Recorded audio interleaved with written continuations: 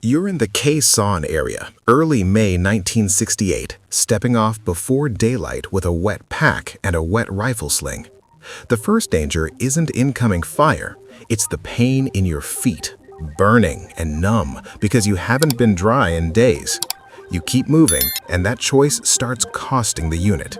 Some men who can still fight can't keep walking. In this video, we're breaking down 4 field conditions that turned strong men weak.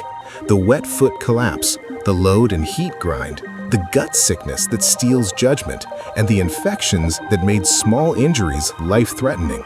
First comes the boot that never dries. Warm water, then wet brush, then warm water again. Skin softens, splits, and turns raw. Fungus moves in, then infection.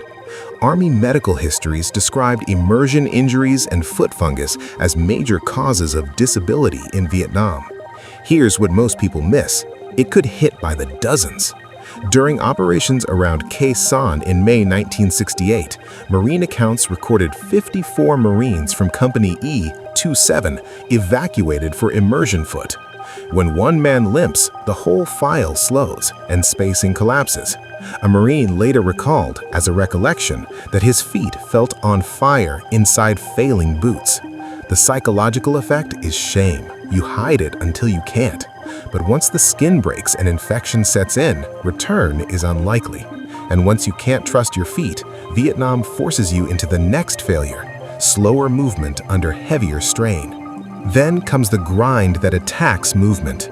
You step off under a load often around 60 to 90 pounds, water, ammunition, rations for 3 or 4 days, and the extras your squad depends on. Water alone can add around 10 or 12 pounds. You feel it in the neck, then the back, then the knees on every slope. In the Central Highlands around Pleiku in 1967, units like the 1st Cavalry Division moved steep, wet terrain where trails turned to suction and men slowed hard. After-action reports noted reduced pace, frequent short halts, and rising heat exhaustion on long movements. This is where it turned deadly. Fatigue narrows attention and dulls reactions. Sweat strips salt, and cramps can lock a leg mid-step. A veteran later recalled, as a recollection, that the pack made him breathe like a bellows on every climb. After that, you're not fully mission-capable, even if you stay upright.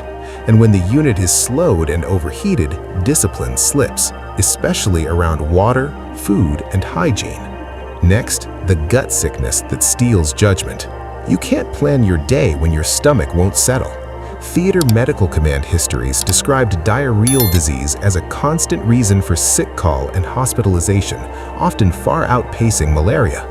In the Mekong Delta in 1969, units such as the 9th Infantry Division operated in heat, standing water, and imperfect sanitation, conditions that made safe canteens hard to guarantee. This is the part nobody brags about. You're trying to pull security while your body is failing. The felt first warning is cramping, urgency, weakness, then dizziness when you stand. Give it 24 to 48 hours and you're dehydrated and slow to think. Evacuation hospital summaries recorded men arriving exhausted and underhydrated, needing IV fluids before returning. A soldier later recalled, as a recollection, that he stopped trusting any water he didn't see treated. Once you're evacuated for it, many didn't come back quickly. And when judgment is dulled, small wounds stop being small. Finally, the infections that turn minor damage into a survival problem. In Vietnam, a bamboo cut is not just a cut.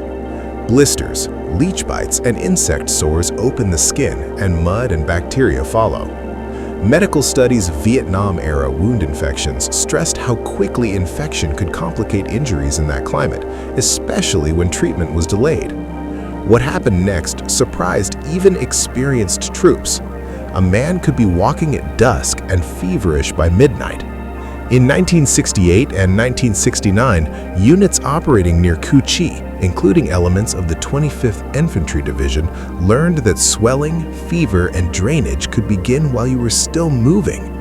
If helicopters couldn't get in, treatment could wait for hours, and that forced units to adapt. Cleaning, drying, and early antibiotics when available, but the field rarely cooperated. A medic later recalled, as a recollection, that he fought infection as much as bleeding. The psychological effect is hypervigilance.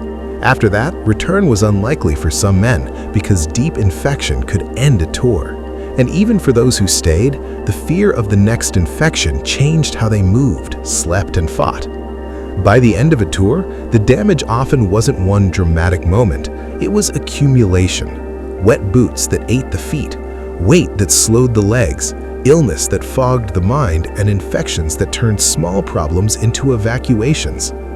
Commanders tried to manage it with discipline. Sock changes, water rules, sanitation drills, but Vietnam kept pressing, day after day. If you served there, you remember how it felt. The jungle didn't need to kill you to beat you.